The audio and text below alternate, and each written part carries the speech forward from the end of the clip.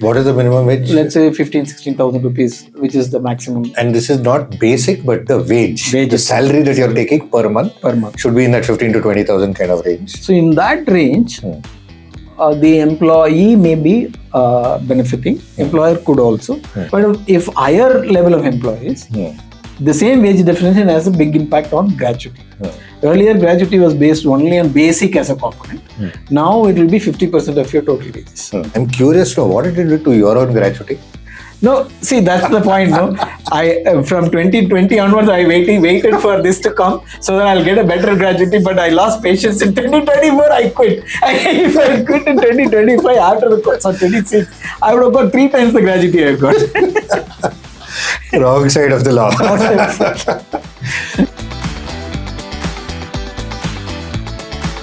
This episode is brought to you by Paterson. Welcome to the Paterson Podcast. This is Amit Gopal.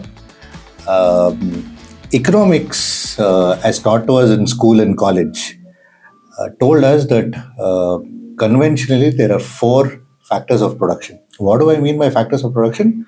4 things come together in either the production of a product or at a higher scale in the overall construction of an economy. What are those 4 things?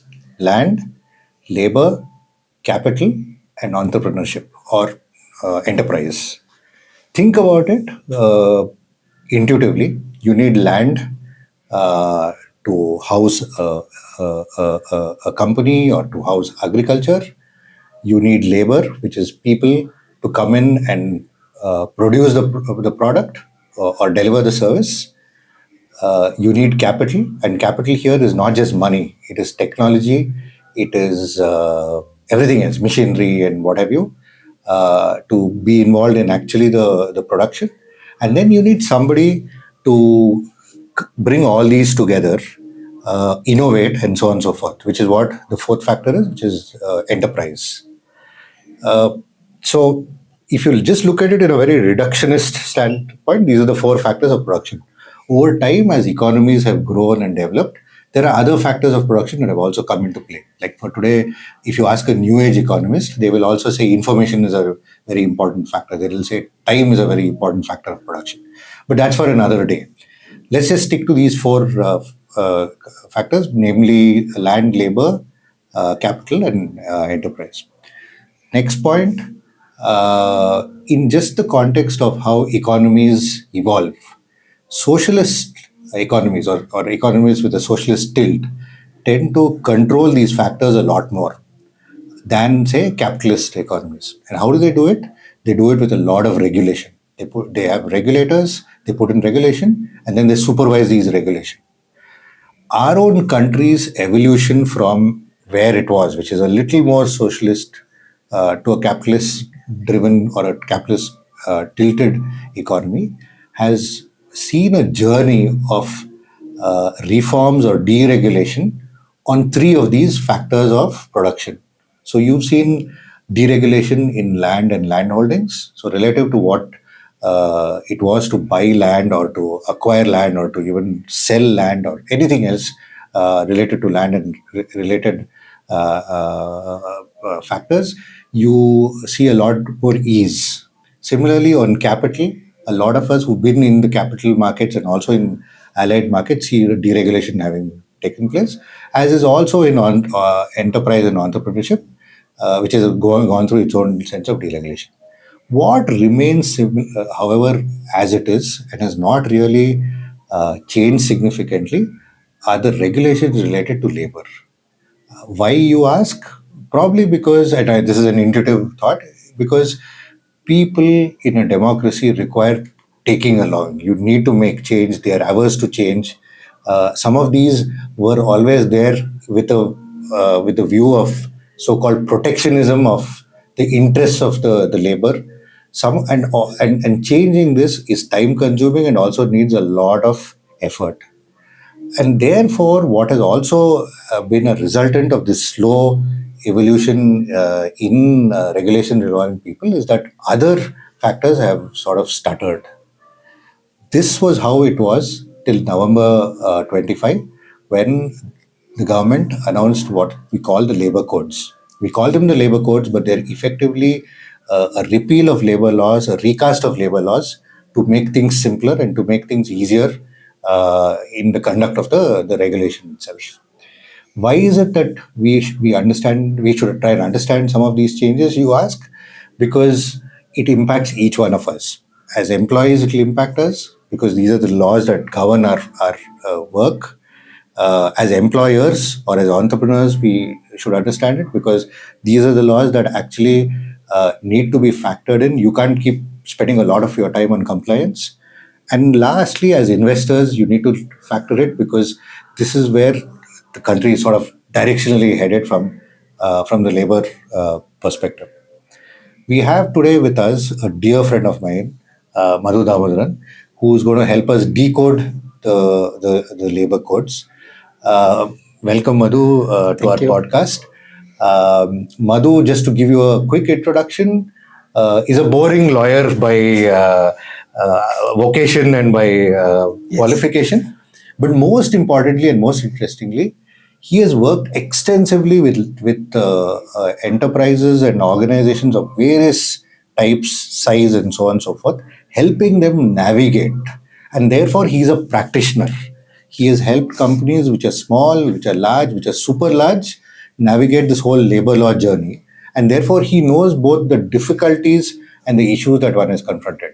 And we therefore thought that he'll be best because he can give us a practical sense of what the regulations were and what they've evolved to be right now. He's also worked very closely with the government because he's with the CIA on the IR committee there. He is the partner in a law firm called AM Legal and is also on the board of Team Lee's RegTech, one of the leading firms in this space. So thanks again, Madhu, for taking time off.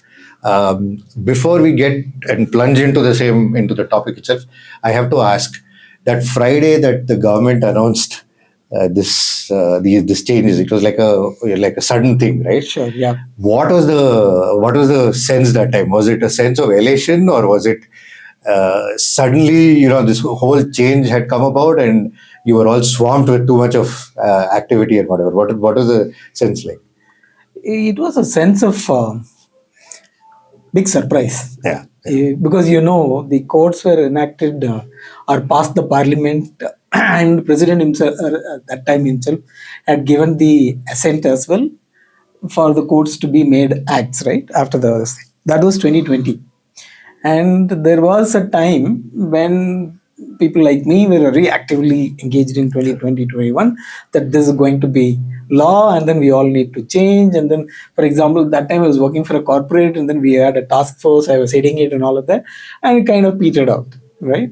And then a sense of, okay, government may not be serious about it and nobody was really bothered. There is no talk happening.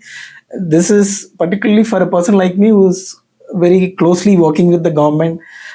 And because of which I get asked, when do you think code is going to? I used to say, after a point in time, that's $1 million question where I don't have an answer to. So when we met about 3-4 hours before only this news broke, actually I was addressing an industry. It's one of the federations of one of the industries where I was addressing about what are the regulatory changes coming, and I finished speaking there without referring to labor code, and then I get a notification that labor codes have been notified to be effective.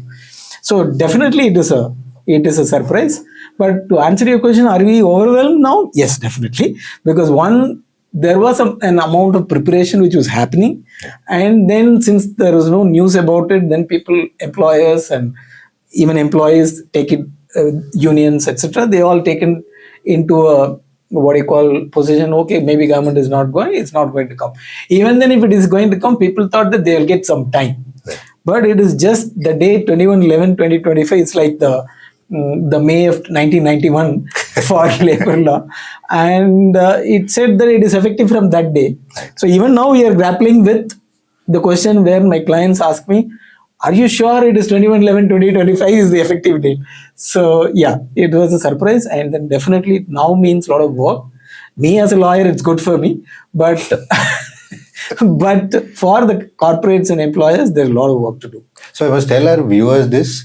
I think that weekend when it was announced, on that particular weekend, I think for the first time in my, in time that I've been around in this space, labor lawyers, consultants, and actuaries were the most sought after people. Yeah. It was like, an intervention by the central bank in some forex market or something like that, and then suddenly everybody's phone was buzzing.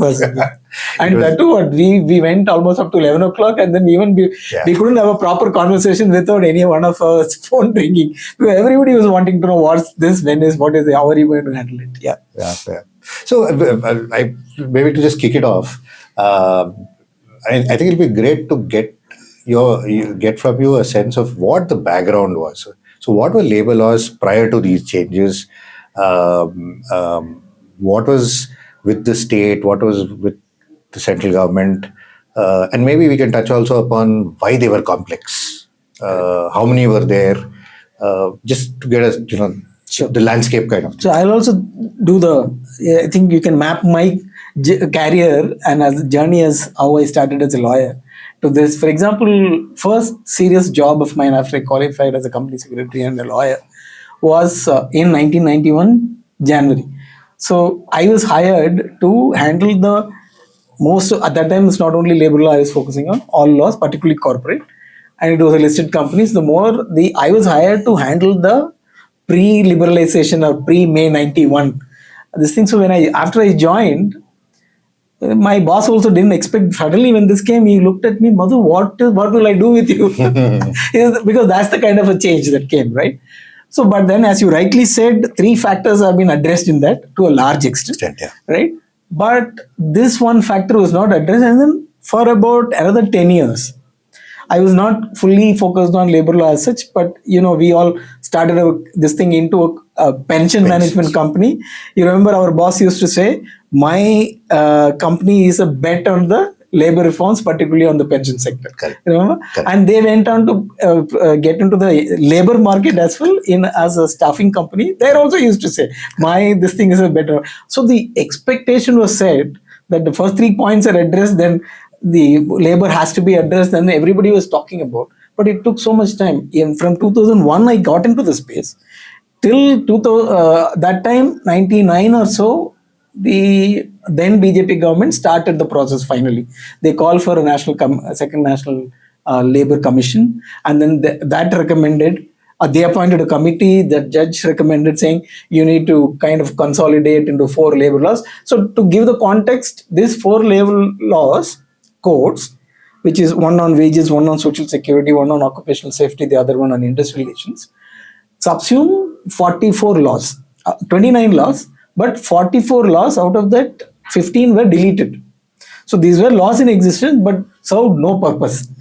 And this 29 now is grouped into 4 laws, right? So from that perspective, it is a change that was really required, because as you rightly said, some of these laws were typically is not even so left-leaning kind of approach to markets and all of that, even prior to it.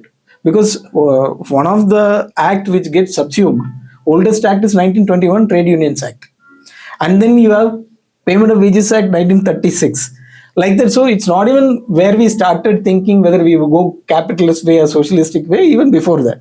So some of them were really serving Britishers' interest rather than what we really needed. And then we had some afterwards we tilted towards what we call socialistic this thing. You had in the 60s and most of them in the 70s some very laws which in the name of protecting the labor made it very difficult from a perspective of the other 3 factors can produce enough, make a good economy and all of this. So when 91 changed that, the expectation was this will also follow.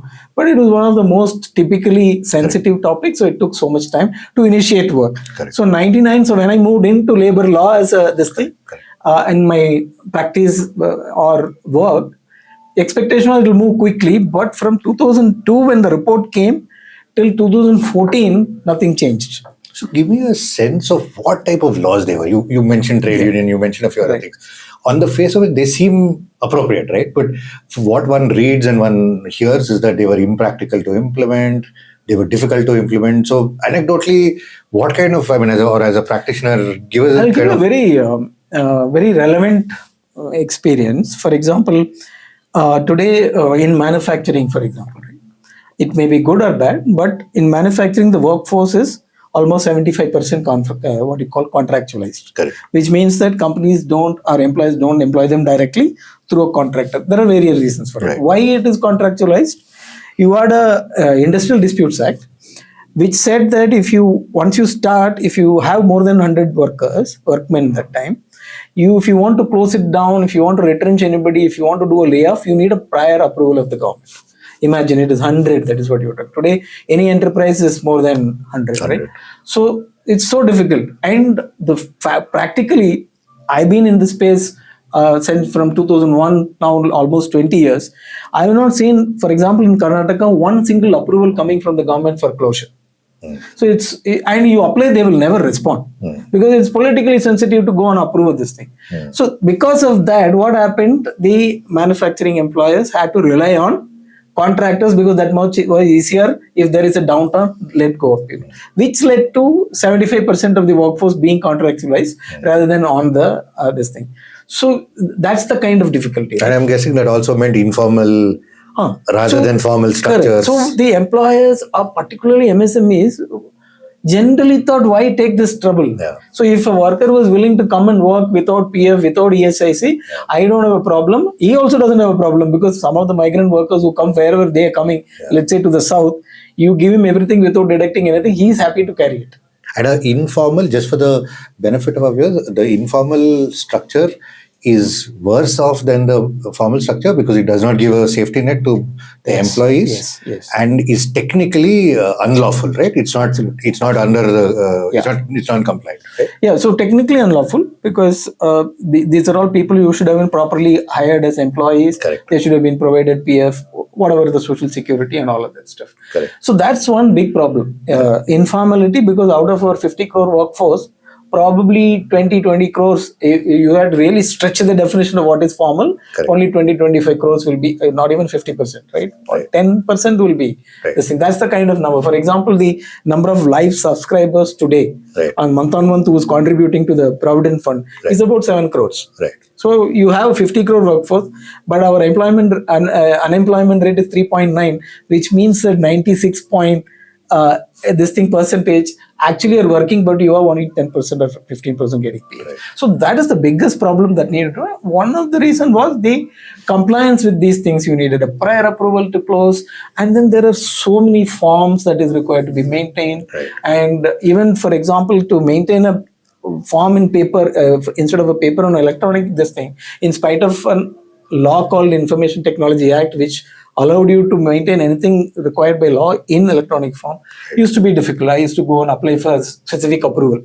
to the government and all. So those are the things which really needed to be changed. Leave the socialist or this thing, because at the end of the day, workers are a weekend this thing from between compared with the employer and employee. Correct. It isn't, you cannot just let the market decide. Probably there is an intervention by the state to protect their interests. But in the name of protection, it shouldn't become such a way that the entrepreneurs or employers are not willing to invest and create more jobs. That's the situation we are getting. Right. So that's why it was really required. So one example I was saying, so contract labor, when you want to hire, the person who is hiring contract labor needed a registration. And based on his registration, the person who is giving him contract labor, the contractor needs to have a license. Right. So if large companies today, they are across the country, in spite of all of this, there are large employers who are present every state, and they do also need contract workers. Leave the 75%, because you need people to keep your office clean. You need people to keep your premises secure. And all these are all contract, right? So if you have a nationally hired one security agencies to take care of security for all your offices across India, you might need almost 100 registrations and 400 licenses. So that's the thing. So that is what is being addressed we put it in a very large perspective. So effectively, there was an incentive to be non-compliant, right? The way Absolutely. There is an incentive to non-compliant. You see, the people sometimes tend to think the employer are cheating or they're not this thing. Actually, I've practically seen employee is coming and telling me, sir, please don't do PF for me. Right. So I used to, in one of the companies, we used to hire security guards. Right. And you tell them, boss, we will have to, because we are a company listed, we don't do any of that. My team will come back and say, sir, please don't insist on it, because I'm not able to hire people. Because the guy, the moment you say, I don't want to work with you, I'll find another security contractor who will give me 12-hour shift and no PF deduction, because he wants all that money with him. So that at the end of the 9th month, he can go back to wherever he's come from with enough money in his pocket. Yeah. Right. This episode is brought to you by Paterson. So in that sense, at some level, one also saw it as a stifling of growth in at an overall economic sense, because this is a feed to growth in a larger context, and therefore so you talk about unleashing this thing. Correct. So that's exactly, because how do you unleash that entrepreneur spirit? Because these startups today, we have so many of them, and they're all, I think, I've really seen, after I moved into lawyer as a profession, when we do due diligence for some of these startups, when they look for funds, they just not able to cope with this requirement from a PF, ESI, so many registrations and all of that. So because these youngsters are focused on getting things done, and they just do, so it becomes a major effort. And I have seen some of the deals fall through. Because the investors convinced a great opportunity, but it's an hot potato, because there is some dues here, some possibility of this thing, non-violation, non-compliance there, so they don't want to. So from that perspective, it is definitely needed. In any case, I'm guessing, and I'm sure you'll agree, that India is a very hostile market to do business, right? Absolutely. It's, first of all, business itself is difficult. True. So then you bring on these other elements, or overheads, I call them, of the entrepreneur or the promoter having to keep all these other things in mind. It can just sort of get difficult. But let's also talk about this whole criminality factor. Because I was reading somewhere that if you didn't file one form, you paid your dues, but you don't file a form, and they can send the cops after you. Was that how it was? So this can be attributed to the socialistic bent of mind when these were created. Not only social, even the colonial bent, because our colonial masters wanted everything to be criminalized. So our entrepreneurs should not do well. If they do, there should be an opportunity to catch hold of him, probably put him in the prison, kind of thing. But that's the mindset we inherited, but for a different reason. Because the capital or the employers or the entrepreneurs are going to always cheat is a strong word, but not going to give the dues to their workmen. So they need to have deterrence. So how do we do deterrence? See, in all the labor laws, there is a requirement like that you need to put up an abstract of the law. Idea behind, let's say, if you put a maternity benefit act abstract, what it means is that the women employee coming in should be able to read it, she needs to understand. But if you don't put up an extract, almost every law had a fine. Fine was a pittance. Because we didn't change these laws, we didn't update the fines, which is good. But every section which talks about a fine will also say fine of up to 500 rupees or imprisonment up to 6 months, whichever is according to the judge he can decide. So imagine, almost every section. So for the contract labor regulation, which I talked about, where you needed 500 registration or 4,000 licenses, had only one section about non-compliance. And it said if any of the provisions of the law or the rules which given by the respective states can't complied with it, fine was only up to 3,000 rupees. But the imprisonment can be up to 3 years. So imagine, as a lawyer, sometimes supporting my clients, my biggest job is some person would have visited my client as a contract staffing company, right, in his premises, and would have seen, oh, you have now put CLRA abstract, see, here is the show cause notice. The person, this is in my name, but at my client's thing, nobody bothered to give it to me. The law had a provision that if I don't give explanation, the concerned officer can initiate a criminal proceeding in a judicial magistrate court. I will most of the time get to know when this police walks into this thing, because let's say this happened in Jharkhand, the judicial magistrate would have called for hearing. I would have never got a notice, and finally they will, because you don't appear, there will be a warrant issued against you, non-bailable warrant. This fellow, then that will come to the local police station. This will all take sometimes years. He will come to my local police station, and then my security, sir, MD sab ke name ka ek warrant hai. So I'll go down, or then we need to have to handle. There are fires burning. Right? There are fires burning.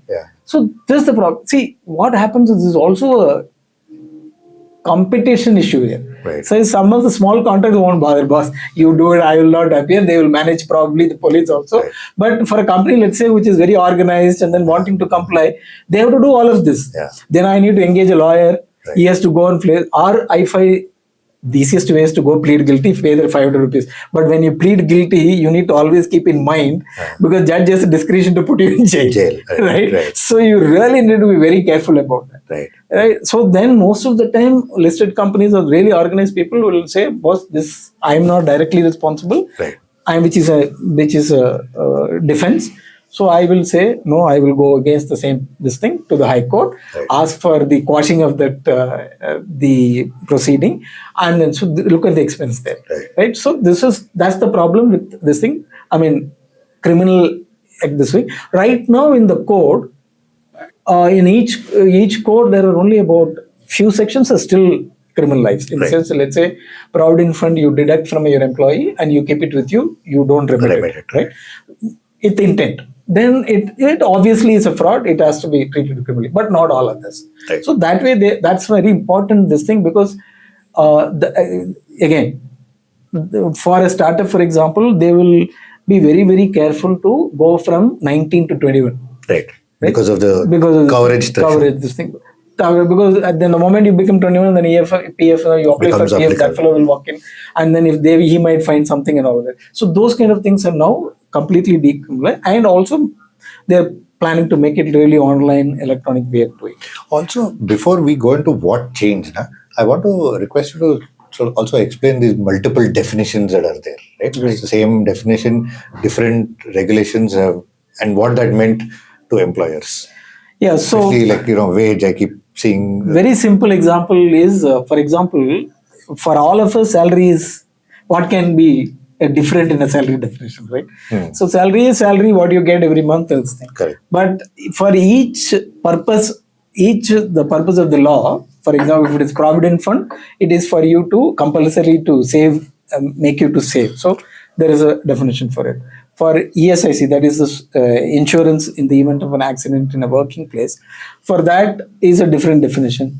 Then when you are retrenchment compensation, what is your wage is different. For maternity benefits, so out of those 44 laws, there are about, let's say, 20 different definitions of that, and each law had a different definition, and each of them had multiple variations. So it is a big problem for a person, of course, if an employer who can afford me as a lawyer, or who can afford to hire an internal legal team which is big enough, they will take care of it. But imagine an MSME or a startup, particularly MSMEs, right? It becomes a problem. So he will think for PF it is basic, but then suddenly ESIC it is all salaries. So how do you understand all of this and all that? So that's where.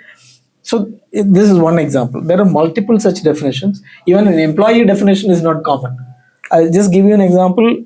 If you are an employee, you have contract labor, this thing. For PF, the principal employer is responsible for the contract labor's PF as well. But if you come to gratuity, that position is not clear. So what is principal employer again? So principal employer, I was telling you, the manufacturing companies hire their workmen through a contractor. Right. The person who is hiring this thing is called the principal employer. Right. The intermediary is called the contractor. The ultimate worker who works is called the contractor. So the place where the final work is getting done is your principal. It doesn't matter on whose roles you are. Correct. But okay. Yeah. So the definition of employer varied from act to act to pin the responsibility on the principal employer eventually for the contract labor's protections. Let's say Provident Fund, ESIC, they were clear. They are very clear provisions. It will come back to the principal employer if the contractor defaults. But at the same time, in gratuity, if the contractor defaults on gratuity, the position was not clear. There are multiple cases in High Court, and some High Court decided this way, that way, and all of that stuff. So these are all created a lot of confusion. So right now, the attempt has been for wage, for example, for all benefits. That needs to be calculated, whether it is how do you calculate contribution, on what do you calculate contribution to PF, or how do you calculate gratuity when somebody leaves you after this thing, and anything, maternity benefit, overtime, all of this, there is only one definition now.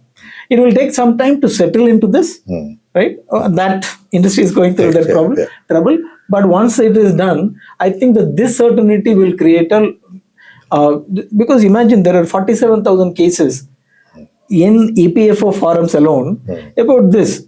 Because employer says this is the wage I will calculate it. The EPFO officers go and say no, you should have calculated on this, right?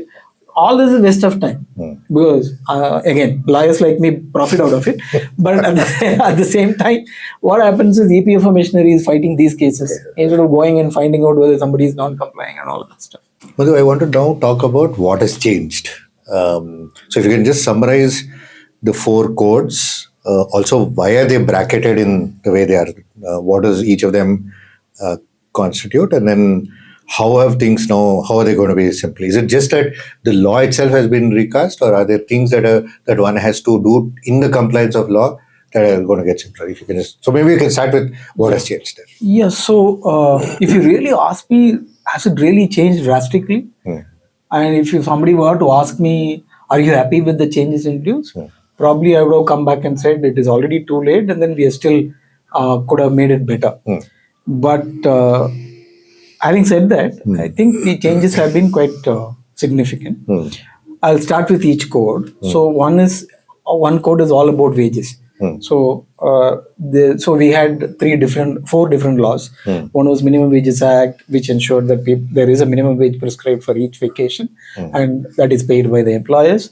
Then you had Payment of Wages Act. This is a vintage 1936. So that what did that do? It protected workers to ensure that they get what were they assured of as wages. They got it in time. There was no uncalled for deductions, etc. Then there was the third one, which is the Payment of Bonus Act. So that is workers' participation in profit. There was a certain way of defining it, and that is now brought in here. And there is something called Equal Remuneration Act. That was earlier the 2 genders were only there, and then you need to ensure that one gender is not discriminated when it comes to wages. So now all of this into code. So if you really look at it, many of the sections are cut, paste, copy. But there are significant changes. For example, minimum wages.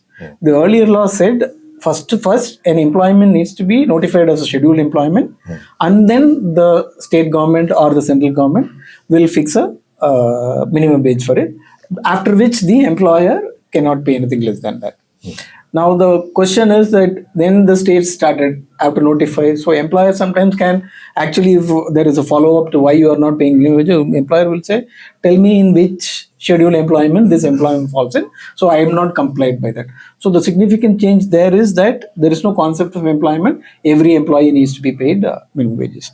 The other thing in minimum wages was each state used to, that's another conundrum that we have, which will continue to have, which is it is a concurrent list in the constitution, which meant that central as well as states had rights to come up with their own laws. Fortunately, earlier also there were not many laws the state by themselves passed, except for a few. So that will continue. But then the states will have their own rights to notify the rules, which is essentially the bylaws, let's say, which enable the actual. So the states used to come up with their own minimum wages. Sometimes political pressure will make sometimes very high wages, which will make our industry non-competitive. So all this now, and sometimes it will be very low. Right? Between 2 states on the border, between one state to the other, there were significant arbitrages today. You go to one state and to the same kind of work, the minimum wages can vary by 5,000 to 6,000 rupees, right? Which will mean where they can shift jobs quickly. Whenever these changes happen, they will keep hopping between these borders, right? So then now there is a national floor wages, the central government will fix, after which no state can go below it. So these are very significant changes, but then they have, few changes, but then the Payment of Wages Act, for example, it never used to apply for anybody drawing wages more than 24,000, which meant that many of these people were left out. Higher level people who had more than 24,000. Because 24,000 is a low threshold today. Correct. Of how many people you have. This 24,000 per month. Per month, right? So now that ceiling is there. So even a CEO, if he is an employee, if his wages is not being paid in time, he has the recourse to those protections afforded under the Code on Wages. And they have kind of widened the equal remuneration aspect. They brought in all genders, like we all know today. And they also said not only about wages, in your recruitment and other practices also, there should not be any discrimination. Right? Payment of bonus, they have kept that you need to pay a minimum of 8.33 and all. So if you really look at it, there are no changes, but then those subtle changes are big changes, right? Even an establishment definition, industry definition, now will mean under the code on wages. You don't have to be a big establishment. Even a small shop, if he is employing, if any person who is engaged by him is an employee, he would have recourse to the codes and other protecting mechanisms if he doesn't get paid in time. And therefore, you're saying small enterprises. So you, again, for the benefit of our viewers, establishment is nothing but a company or an enterprise or whatever format someone runs a business. Yeah. So even if you are someone sitting here in a cafe running a small startup, you still come under the ambit of you could, right? That's how it is. Yeah. And that employee can go. See, right now, if you go, no, what I will say first as a lawyer, I will say, hey, you are drawing more than 24,000, you are not even eligible for this. The judicial authority who is looking at it, he had no choice. Correct. But even if he entertains, then I will go to High Court and then get it quashed, right? Yeah. So that way, it's a significant change. So that's one. That's wages part. Now, social security. So this is a second code. Second code. And there, while the Provident Fund, ESIC, or a workman compensation, maternity benefit, all of them are continuing the same way. But there's very subtle changes. For example, gratuity. There is no concept of fixed term employment earlier. There was, but in a very obscure way. Now it is defined. So you can hire somebody on a fixed term. And if that person serves with you even for 1 year, he is eligible for gratuity. Otherwise, gratuity normally, if you are not a fixed term employee, you are eligible only at the end of 5 years. So this is a good step because people are hiring. It's good that one more benefit is coming. Another significant step is that under the Code on Social Security, there is an objective of universalization of Social Security. We talked about out of 50 crore workforce, so many. So the government, I think, has realized, and that's a realistic way to approach. You can't define formality in a so strict terms like that you need to have a written contract, you need to have a social security, PF and all of that.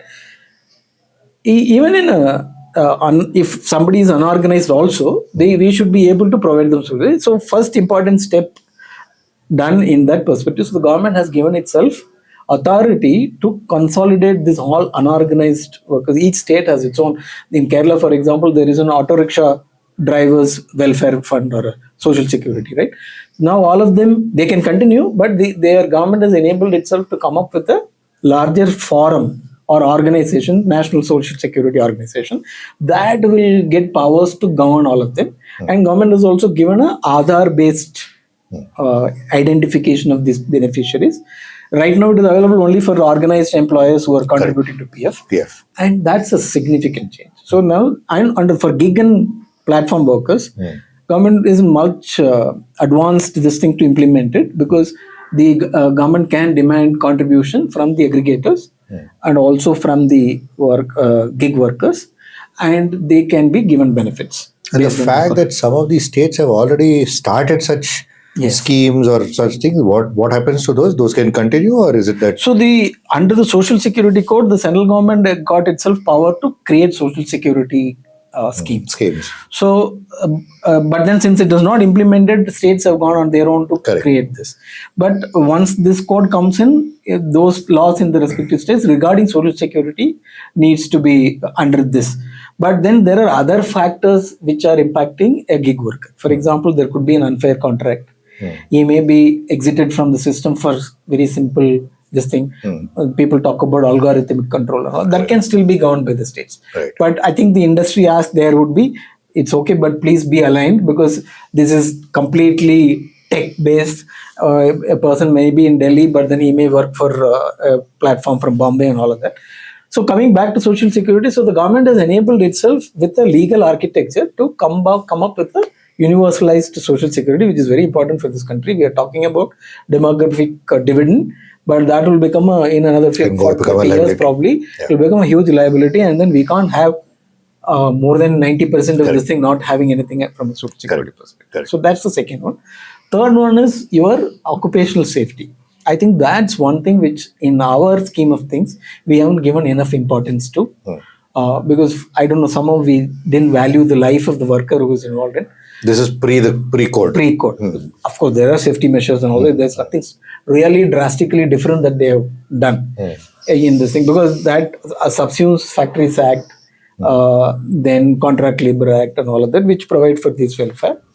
And now, but very important thing which I see there is some provisions like there is a National Safety Advisory Board, which will be a tripartite, which has a mandate to kind of research what are the measures required from a perspective in a particular industry, what kind of things are required. For example, somebody is working in a very humid atmosphere, and heat is a big problem when you come to changes happening to climate, right? So all of them, now there is a framework. I'm really hopeful the government takes it seriously, constitutes a really thought through board, and each state has to have their own boards, and they will all work together to ensure there are enough regulations as far as safety is concerned, and that more than regulation, the research, right, of all these years. That's something which is, for example, ESIC, which is Employer State Insurance, which provides for occupational accidents, but they have concentrated on how some establishing some clinics and hospitals and all. But really, if you look at it, what is their duty? Their major role should have been to understand what kind of accidents happen, what kind of occupational diseases happen, how do we research, and those are the things that we need. So I hope that the intent of the Social Security, Occupational Safety Code is that. So that's the big major change. Then when it comes to IR, that's where much of the change is, and that is why you see unions are all protesting.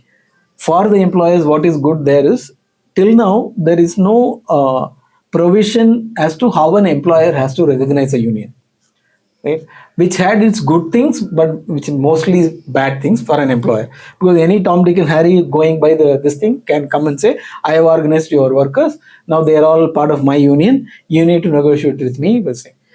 Though employers have found ways to dispute that and all that question, but there is no legal provision.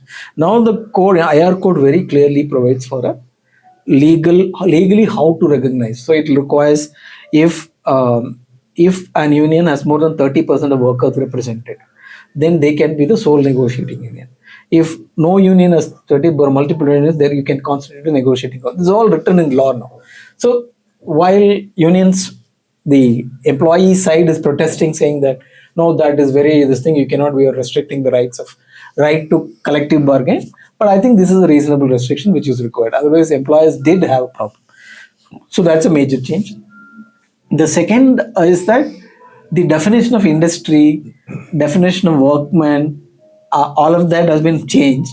So we all had this impression that, let's say, services oriented, particularly IT and all of that, they may not even be industry because only manufacturing. So the people who are working there may not be workers, right, and they cannot approach, which is not right, because Supreme Court much earlier itself very clearly said that's not the case. They will also be workers in a given set of conditions. So that's going to change, and the machinery to address disputes, right, completely revamped. Right. Today there are multiple forums: Board of Reconciliation, Reconciliation Officer, Industrial Tribunal, Labor Court. It's been very complicated. Now there is only 3 levels. One starts within the employer. So there is a grievance redressal committee, which every employer who has more than 20 workers has to constitute. So individual disputes can be raised there of a worker, and there is a strict rule for constitution, equal representation of workers, and all of that. And if it doesn't get addressed there, the worker, because industrial worker only to workers, worker has a right to escalate that to the next level, which is a reconciliation officer in the labor department. And worker also had a right to go directly, bypassing the reconciliation officer, to an industrial tribunal. And right now, you go to industrial tribunal, by the time it reaches Supreme Court and all. Yesterday I was talking to one of the large corporate in Bangalore, their IR man. He's saying, I'm flying to Delhi. I saying, what's the cost? No, we have been running on dispute for the last 20 years, some 230 people, and that is in the Supreme Court. It takes 20-25 years. So this, now they have really said industrial tribunal will have 2 members, 1 administrative member, 1 judicial member, and they have, for every aspect, timelines have been fixed. You file a complaint, reply has to come within 30 days. And once the reply has come, the industrial tribunal should move to hearing. Like that, they kind of tried to, how it all works on the ground. We need to see how it happens. But at least now there is an intent. So that's a major change. This episode is brought to you by Paterson. So you've talked about quite a few changes, but the thing that keeps coming up when I talk to friends, and even we've talked about this, is implementation, right? Is always going to be a challenge because of the vastness of the place. The absence of technology. Yes, there's technology now in some of these things, but it's not as, and the scale at which we operate, right? Do you actually see some of these? So considering two things. One, you're saying that the laws have been revamped, but there are also some which still remain sort of the same. Yeah. But and therefore the focus becomes more on implementation. How do you see that panning out? Do you see a roadmap to implementation? Because at the end of the day, isn't the inspector who was there earlier still the same guy there? He's still, it's a mindset change, right? And that's not going to happen overnight with the thing. So what is your sense of how that will sort of pass? So it's the old saying, right? Proof of the pudding is in eating it. Yeah. Now that government, all this is done, everywhere they said you can maintain these forms, registers in electronic, and they saying licensing process will be electronic and all of that. We really need to see how that comes. Second, for example, industrial tribunal, everything can be online. That's what the provision says. How do they impact it? And implementation, for example, we will need vast number of industrial tribunals. Right. Now is where the implementation's biggest challenge is. Right. It is a concurrent subject. While the central government has done its duty to come up with the laws, get it passed by the parliament. Right. State governments are called appropriate government in almost everything that they need to do. Right. For example, this contract labor, I said now the principal employer need not have a registration. Right. The contractor can have its own one license. Based on that, he can supply to anybody, which is a significant reform. But when the states come up with their rules and they put this system online, this reality, this intent has to be translated. Right. So the biggest challenge in implementation is getting the states to act with the intent of this thing. So that will be that's going to be that will be the final proof of the pudding, that when as an employer you go, or an employee who has a dispute and he is able to get the redressal, not this 20 years to go through it, and then how quickly it gets done. So it's going to be a major challenge. And even as I began, the date of implementation itself is a doubt, right? The people were thinking, no, the rules have not been published, so the changes are not effective. So government has to come out clearly, no, 21/11/2025 is the date on which it's been implemented. Only where rules are required, you will have to wait for that. So the implementation, from a perspective of, there are intent with regards to reforming, making it easier. That intent, how it gets translated by respective states in their rules and regulations, is going to be one challenge. What Second is the challenge that you... Sorry. The other, this thing you were talking about was... I forgot. I wanted to address that from a perspective of... the time it will take to sort of implement some of these things, right? Time it takes to implement there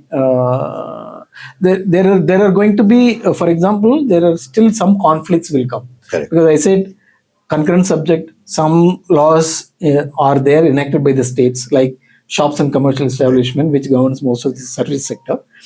There are requirements like leave and all that. There is a competing provision in the OSH code. So this, how will get resolved, is also an important factor that we will have to see. So while immediate success of this will be how the intent of the code from a liberalization, easier administration, the optics will sort of start to... Once that is done, the next challenge will be some alignment between the various state laws and this thing. Yeah. I want to talk now about the impact. While what you've been telling us has given us a sense of how different segments will get impacted, but let's just bring a little more focus to it. So if I were to start with employees, and I want to sort of look at it in the context of what happens to salary, what happens to benefits, what happens to other entitlements like leave, also other things like, for example, does hire and fire now start? Is it going to become simpler? Can you throw light on some of these? So let's break it into financial, which is, salary, PF, gratuity, etc., and other entitlements, and then the other part of it, which is, as I said, the job condition, if I can call it that. So if you take the financials, it's basically wage. So yes, Salary, nothing, right? Salary. So the definition of wage is gone through a significant change. Right. So who benefits? It's very difficult to answer, but depending upon where you are. Let's say you are in that minimum wage plus kind of this thing. What is the minimum wage? Let's say 16,000 rupees, which is the maximum. And this is not basic, but the wage. The salary that you're taking per month should be in that 15 to 20,000 kind of range. So in that range, the employee may be benefiting. Employer could also. For example, the overall concept of wage now is your gross wages divided by 2 or 50% of gross wages should be applicable for PF ESIC, which is a slight change from a earlier PF wage definition, which with multiple interpretation by the Supreme Court is that your 100% of wages practically. Correct. So suddenly now that 100% is becoming your base for calculating PF, but the rate of contribution remains the same. So in that, and you need to also keep it in mind, your higher ceiling there is 15,000. So that's why I said minimum wages thing. So in that range, there is possible that your PF contribution could come down. So sorry, one thing, just so the 15,000 again for the benefit of our, so in the context of PF, if your wages is beyond 15,000, right? The employer is forced to contribute only up to 15,000. Correct. Okay. Got it. So, but it is employer's choice. An employer and employee can decide. If your basic itself is 1 lakh, let's say, they on that also they can decide. So basically, above 15,000, there are not going to be impact. Below 15,000, there is a possibility what is subject to PF deduction might come down, which will mean some increase in take home for the employees, or probably some bit of a reduction in cost. But if higher level of employees, the same wage definition has a big impact on gratuity. Earlier, gratuity was based only on basic as a component. Now it will be 50% of your total wages. Right? Suddenly, generally industry practice to keep a basic, let's say, between 30 to 40%. So there is a 20% impact. You would have seen some of the results coming. Correct. Some IT companies saying we have taken a hit of 2,000 crores and all of that. That's purely because this is because the value that has to be set aside for the purpose of gratuity is going to go up. Primarily because the payment that you have to make to the employee when he completes 5 years will sort of. So the gratuity formula is last round salary into number of years of service. Correct. Right? Last round salary divided by 15, 26 divided by 2. So that last round salary, it used to be only basic, let's say that was a 30 out of 100. Now suddenly that has become 50 out of 100. So that's a significant increase. If you have some of these companies would have had employees who are long term and all of that stuff, it is impacted. And fixed term employees, they are eligible for gratuity. So this wage definition change has impact on your leave accruals, how they are valued. So tell us a little more about that. So for example, leave, every employee is eligible to a certain number of paid annual leave, let's say. Typically in code, the OSH code talks about 1 leave for every 20 days work. Right? So what happens, every employee will get about 18 days of leave, and the code allows you to accumulate it. Even, let's say you're not able to take the entire 18 days, you can accumulate up to 30 days and that will be carried forward. So when you leave, the employer is forced to give you at least 30 days wages, right? On what is that earlier based on? It was calculated on basic. Now it will be calculated on 50% of wages, right? So then again, there is a impact on the. So that's not a certain number. It is depending upon your last down salary. So Amit might get 1 lakh today, but while leaving, he might get 2 lakhs. So you will have to start calculating for it. So more than cash going out, the provisions will hit some of the big corporates. Companies, right? But from an MSME perspective, it could be a real hit on their cash as well, right? So that's so it is, but it is good for the employee. For example, I was telling my son, he had a very IT company, large allowances, which will finally 50% of wage means that it will be a big one. So you're saying, I've done the 3 years and I'm looking for a change. I think, no, wait for it, you'll get a better salary, right? So in fact, when I'm speaking in some of the employers, I'm telling them, but look at it not from a cost, but probably a retention tool, right? But it's going to be so it's good for the employees, but it could be. I'm curious to know what it did to your own gratuity. No, see, that's the point. No, I from 2020 onwards, I waited for this to come so that I'll get a better gratuity. But I lost patience in 2024. I quit. If I quit in 2025 after the course of 26, I would have got 3 times the gratuity I got. Wrong side of the law. Right. Okay.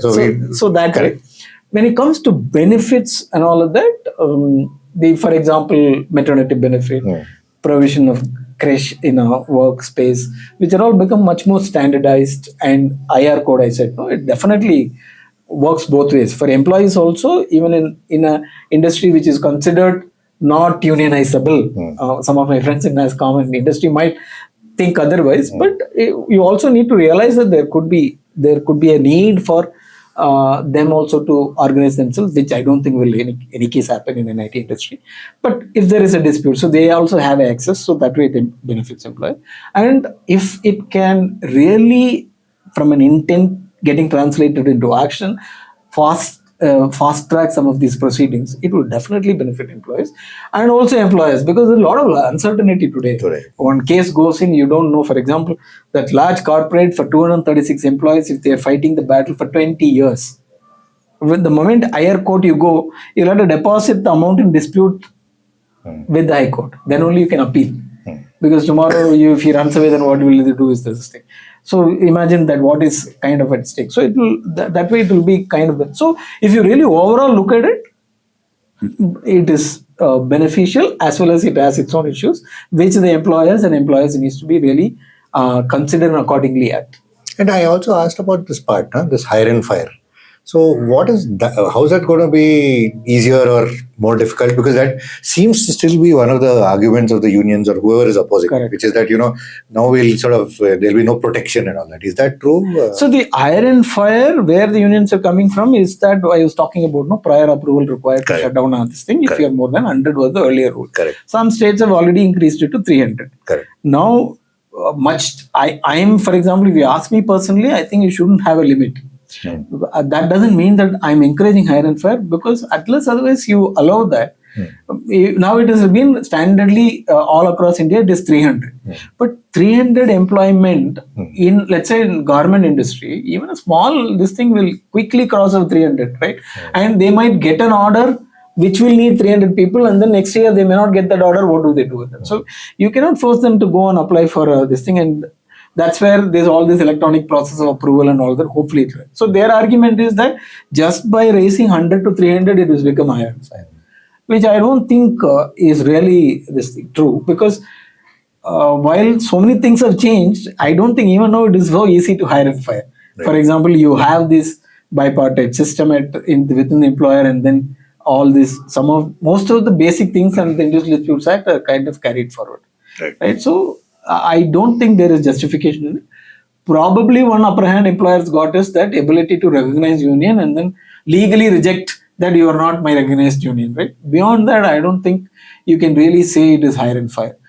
So in fact, because the concept that non-manufacturing industries where people working there are not or cannot unionize themselves or cannot raise a dispute, that's kind of dispelled. Actually, it is on the other side. So even today in your service establishment or service employer also terminate somebody, that can be taken to and then very confidently taken to a forum and then say I am illegitimately terminated, right?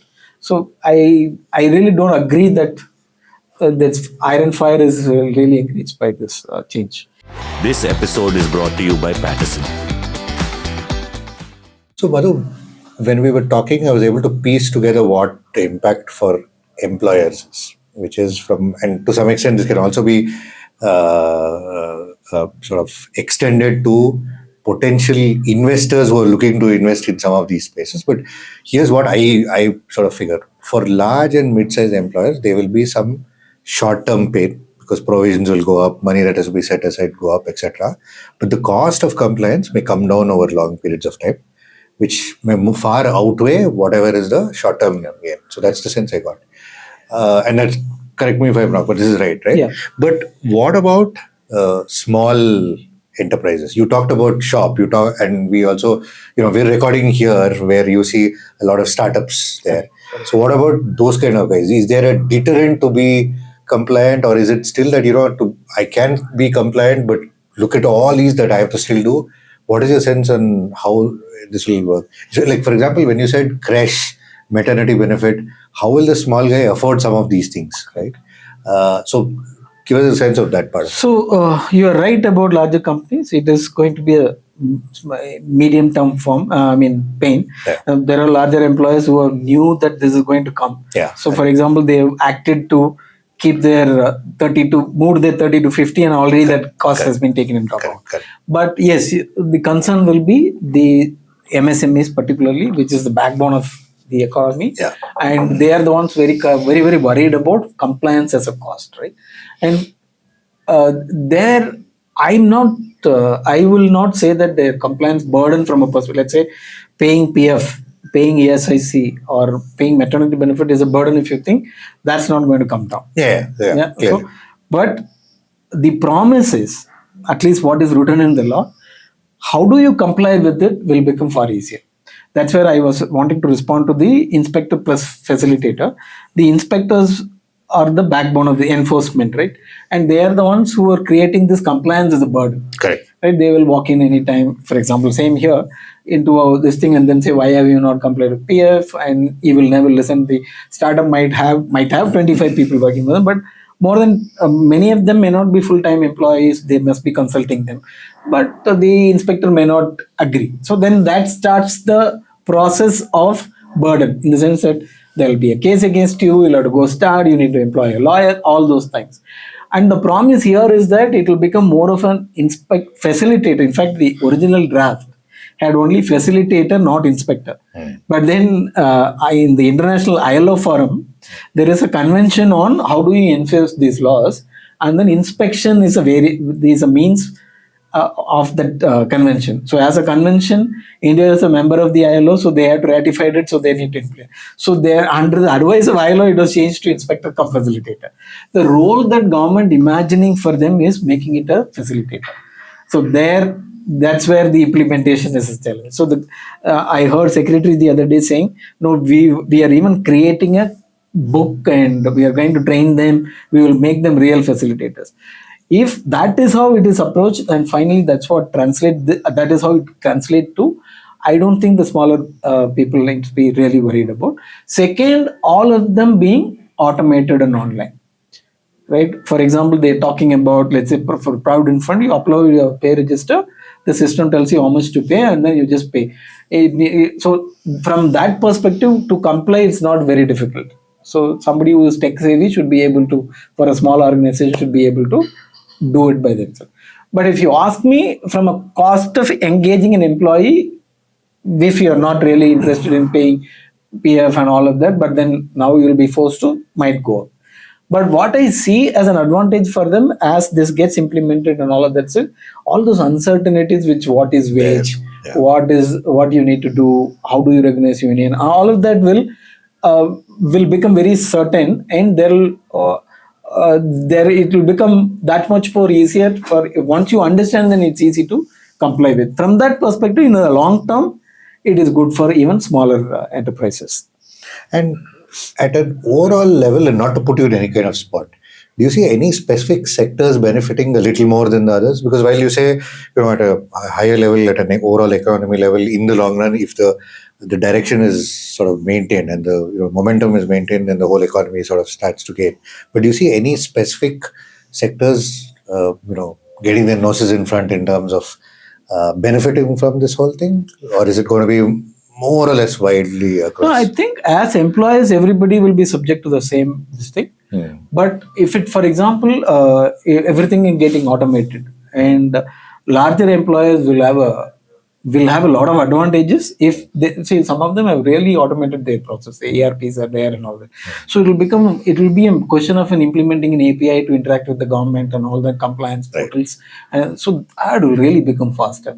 And for many of the tech-enabled firms, even in a startup, they don't know how to, it becomes very easy for them. So I really do see them getting a real advantage. And contrary to many believe, even for MSMEs and startups in the manufacturing, because of some of the certainties which is coming because of the definitions and Right. all of that, Right.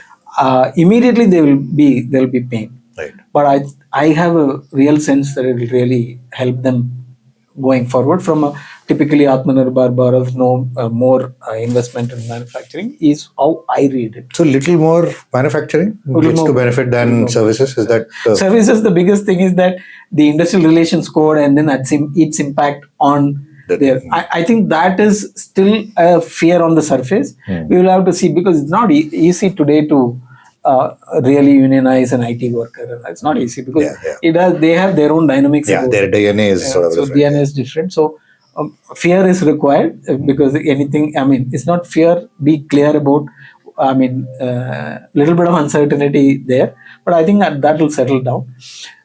So from that perspective, that could be an issue for IT and services sector, but I think that will also be overcome. And if you were to look at it, I'm sure there are lots of things that could have been done better, right? Because in something as as massive as this, no one can get it right the first time, and obviously there are things that. But if you could pick one low-hanging fruit that could have sort of been done better, what do you think that is? I have no complaints with the substantial provisions like wage code, PF, and all that is one. What my grouse is some of the things like procedurally, how do you comply? For example, wages, payment of wages had a various definition of what a deduction should be, and the deduction should not exceed, let's say, 50% of it, which is okay, it's a protection measure. But if employer and employee really agree, and then you tie up with your bank and get a housing loan and deduct and all of that there will uncertainty. And for example, if the employer has a definition of a misconduct, let's say you lose your ID card. Good. Sometimes ID card is expensive to produce because these days they have so many this thing. To replace it, you may have a fine of 100 rupees. Right. Technically, under earlier law and today also, a fine cannot be imposed unless you list the kind of fines that you are going to offences. Define on what kind of fines that you are going to impose. You'll have to send it to the local labor commissioner. They have not changed it. I'll give another example, gratuity. Corporates today complain more, 99% of the employees comply. If the employee is eligible for gratuity, within 30 days, they will settle it. Very few, 2% of the cases can go for dispute. But to ensure that it is complied with, there is a form for employee asking for gratuity. There is a form that employer telling him this is the gratuity I will pay. They have just earlier whatever was there has been reproduced into the new set of rules and all of that. Of course, the industry is giving feedback because this is in the rule, not in the law. Probably we can go back and tweak those things. So that way, I would have preferred that procedural compliance things given little more thought to, and the intent of making it easy to comply is kind of translated into action better. Thanks, Madhu. So I think we're sort of done, and thank you. This has been a fairly comprehensive chat. As is wont these days, I'm going to end by putting you in the spot by 2 or 3 questions, rapid fire, pick, okay? I wish I could have sort of made this a little more you in the spot, but then, you're a friend, so I'm going to do you a favor. So labor laws or labor codes, how would you bracket them? Very good, okay, good, or not so good? For the reason Pick one. Okay, good. Because I would have liked some changes, but I will take what it is, and I hope that over the long run it becomes very good. Okay, and so the next one is too quick or okay, quick? Oh, we should have been done much earlier. So it's come at the right time. They could have done it 20 years back, honestly. And the last one, good for lawyers and not so good for others, or good for everyone? Good for lawyers. That's a very cynical answer. And while I lost so much money on gratuity, I think I'm hoping to make good by being a lawyer, advising corporates about the transition. In your own parlance, this is design abuse. Thank you, Madhu. This has been a very useful chat. So there you are. If you thought labor laws are boring, then here you go. This is the kind of excitement that's happening. Obviously, a space that has taken off, lots more action, but it's something that you should keep watching. And this is the mandatory closing line. If you liked what you saw, like, subscribe, and tell a friend about our channel. Thank you. Bye-bye. Disclaimer. This content is for informational purposes only. None of the stocks, brands, or products mentioned are recommendations or endorsements.